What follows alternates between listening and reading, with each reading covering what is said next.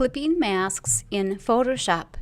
A clipping mask, sometimes referred to as a clipping group, really is a group of two or more continuous layers that are linked for the purpose of masking. So one layer acts as the mask for the other layers. And like I mentioned in the adjustment layer video, we can use a clipping mask or a clipping group with adjustment layers as well. So the adjustment layer only affects the layer beneath it. So within a clipping group or a clipping mask, we have a base layer. The base layer is the bottom layer. Then we have all the other content or supply layers. Let's go ahead and create a clipping mask, and I'll tell you a little bit more about the base layer and all of the layers that are part of the clipping group. So to create a clipping mask, I need to have at least two layers. One is going to be to create the shape of the mask, and the other to supply content for the mask. Probably the most well-known clipping masks that you see are with type. You can use any kind of object though to do this. I'm just going to use some text. So I'm going to type on here. This is my Sanibel cat. Okay, lived in a resort down in Sanibel. So I have the Sanibel cat here. Now the best way to make this work with text is that you actually alter it so that I can see through, because your imagery is going to come through that text. So I'm going to go ahead and stretch this.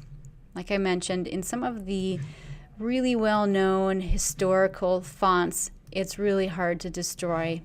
With Arial, it's not so hard. It doesn't break my heart to destroy Arial. Kind of is a great font for playing with this kind of thing.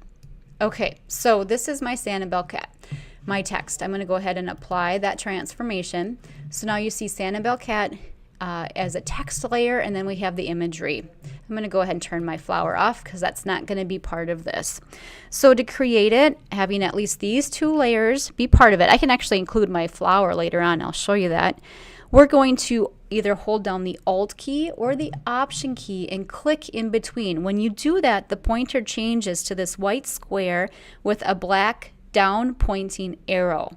So that tells me that yes, this is going to create a clipping mask. When I do it, all of the layers that are indented become a content. Now, what I just did is what typically will happen to you.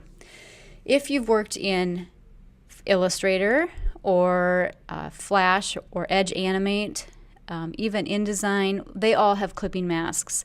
What you will learn is that each program treats these a bit differently. So in Illustrator, the base has to be at the top. In Photoshop, the base has to be at the bottom. So what I just did, because I had just created a new text layer and it appeared at the top, and I Alt or Option clicked between, my cat now is the base layer. There's pixels filling up the entire layer, so there's nothing to act as a mask. So let's undo this.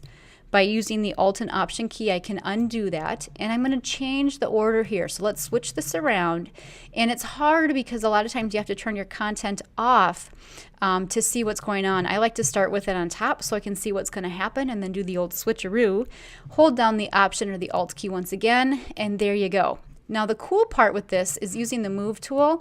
I can move this layer. You notice though that this is where my picture ends, so that doesn't work so well, but you can move this around. So if you wanted to make sure you see both eyes, or the eyes go in a certain area, you certainly can do that. If I wanted my cat just to be in the Sanibel part, I could put a flower, which I'll do here in a minute, in the other part, okay? So you can do some interesting things here. So here's where that clipping mask is working. Again, the bottom layer acts as the base layer. It serves as the group's mask. It creates the shape of the mask. And the supply layers are can be imagery, it can be another text. I could put more text in here. I can do all kinds of things. Now, to incorporate multiples, let's go ahead and turn this on. Now, this is at the bottom. You see it below everything. If I take this whole layer and drag it into this group, it becomes indented, so now it's part of my clipping mask. It's part of this clipping group. And what I can do then is move this on over. So let's go ahead and use my Move tool. And you can see actually that my mask is actually working. So I have a mask, a layer mask on this layer, which is part of a clipping group. And here's just my flower. So you know, you can do transformations here. I could stretch this, again, probably wanting to constrain my proportions. The fact that it's behind the cat picture ends right here. My floral picture is actually extending all the way over to here. So if I turned this off, you would see much more of it. Let's go ahead and apply here. You would see much more of my flower taking up more of that part. A great way to play with imagery inside of text. Now again, to release it, I can go under the layer menu and actually release the clipping mask here under layer menu, but a much faster way is just to hold down that option or the Alt key and click. And if I wanted more, I could keep clicking. So easy way to create a clipping mask. Just remember the Alt or the Option key is what you need to use as your modifier key to click between the two layers.